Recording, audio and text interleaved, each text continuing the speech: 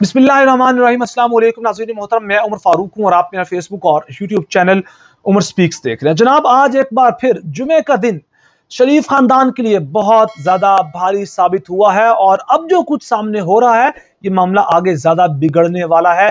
दो इदारों के दरमियान शदीद तसादुम की खबरें हैं। इस वक्त जो खबरें मेरे पास लाइव चल रही हैं वो बताऊंगा। इससे पहले सुप्रीम कोर्ट के 8 जजों ने जो सर्जिकल स्ट्राइक इनके गंदे प्रोग्राम के ऊपर की है, उसके बाद लगा था कि ये कुछ तसादुम को बचाएंगे या फिर पीछे एक कदम हटाएंगे, लेकिन जो इस वक्त मामला चल रहे हैं आईनी तरमीम पर जो है पार्लिमानी कमेटी ने ये 26 निकादी मसवदा मंजूर कर लिया है।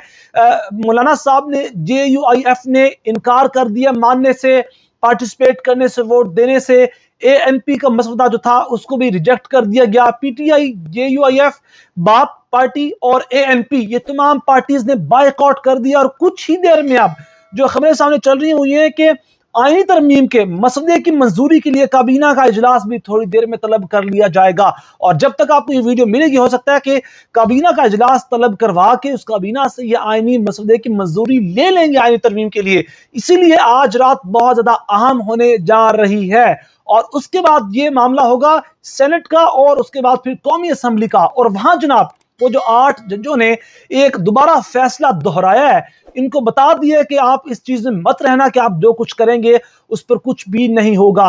अगर आपने मखसूस नशिस्तों पर डाका डाला, क्योंकि इस वक्त जो इतलात सामने आ रही हैं, JUIF मौलाना साहब ने इनका साथ देने से इनकार कर दिया है, पाकिस्तान तहरीक इंसाफ ने साथ देने से इनकार कर दिया है, ANP और बाप पार्टी इनके साथ नहीं खड़े, ना वो कौमी असम्बली के अंदर इनको वोट देंगे ना सेनेट के अंदर। तो इस सूरत हाल के अंदर जनाब ये कौमी असम्बली में खास तौर पर जो है वो डाका डालने जा रहे हैं मखसूस नशिस्तों पर। और इलेक्शन कमीशन को जो स्पीकर कौमी असम्बली ने खत लिखा था उसका आज इंतजार किया जा रहा था कि भाई साहब वो जो इलेक्शन एक्ट है वो नाफिज हो चुका है, उसके तहत अब ये मखसूस नशिस्तें पाकिस्तान तहरीक इंसाफ के लोगों को नहीं देनी, PTI को नहीं देनी, ये हमारे दरमियान बांट दो ताकि हमारी तादाद जो है आईनी तरमीम के लिए वो पूरी हो जाए। लेकिन ऐसा होगा नहीं, क्योंकि आज रात मैं अगेन कहूंगा बहुत ज्यादा इंपॉर्टेंट है। यहां इन्होंने सुप्रीम कोर्ट के अक्सरियती जजों की जो फैसला है उसकी मुखालफत की, कोई मामला किया तो वहां सुप्रीम कोर्ट एक्टिव हो जाएगी।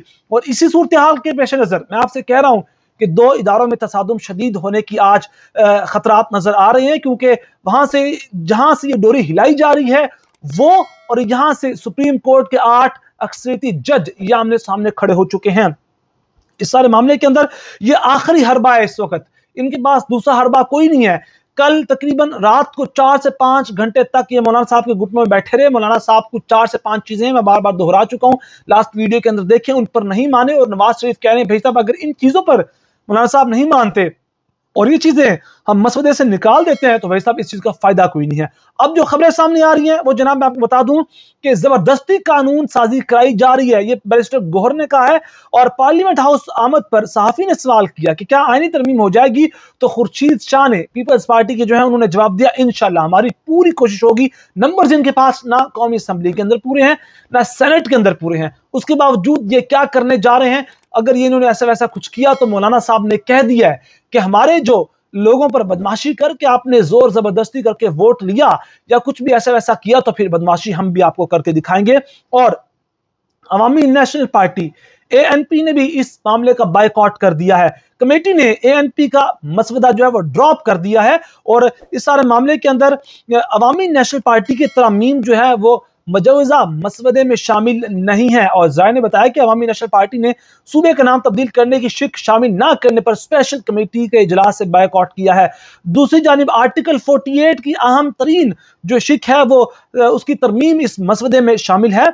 और हुकूमत ने कबल अजी 56 निकाती एजेंडा पेश किया था और अब ये 26 निकाती रह गया, जिनमें से 36 के करीब 30 के करीब निकाल दिए गए हैं।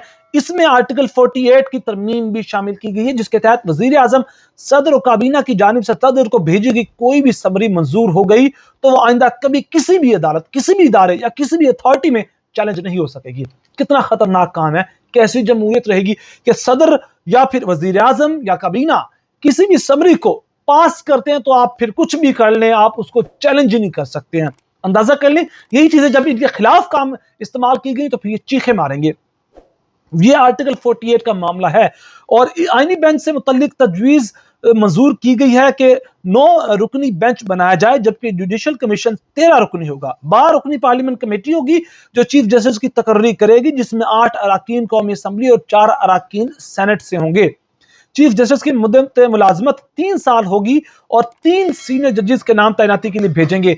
यही मामला है इस वक्त पैनल से मुतल्लिक भी। ये कहते हैं पैनल भेजा जाए, जस्टिस मंसूर को निकाल दो, जस्टिस मुनीब को निकाल दो। अगर तुम लोग जस्टिस मुनीब को निकालते हो, मंसूर साहब को निकालते हो, तो हम भी काजी फाइज जैसा की कुर्बानी दे सकते हैं। लेकिन वो कहते हैं अगर हमारे काजी फाइज जैसा जाते हैं तो आपके भी वो मंसूर साहब या मुनीब साहब नहीं आएंगे।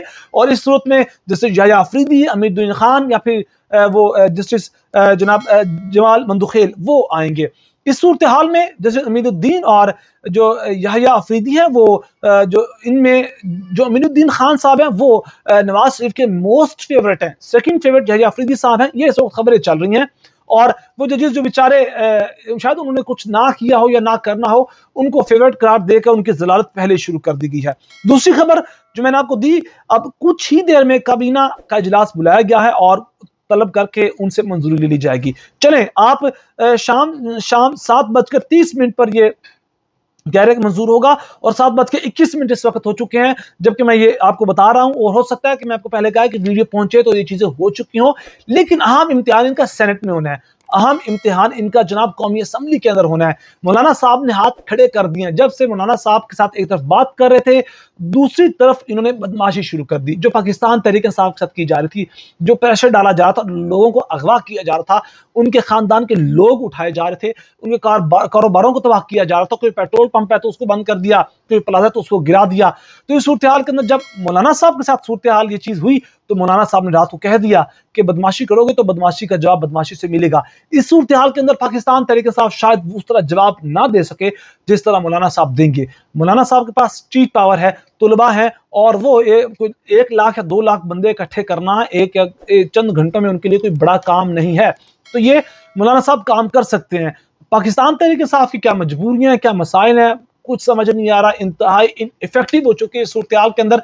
इसीलिए पाकिस्तान तहरीक इंसाफ ने मौलाना साहब के पीछे लगने का फैसला कर लिया कि जनाब हम आपके पीछे हैं, जैसा आप करेंगे हम करेंगे। और रात को मौलाना साहब ने ये जो है पीटीआई की बिहेवियर की तारीफ की थी जब मौलाना साहब ने और बैरिस्टर गौहर ने इकट्ठे होकर एक प्रेस कॉन्फ्रेंस की थी।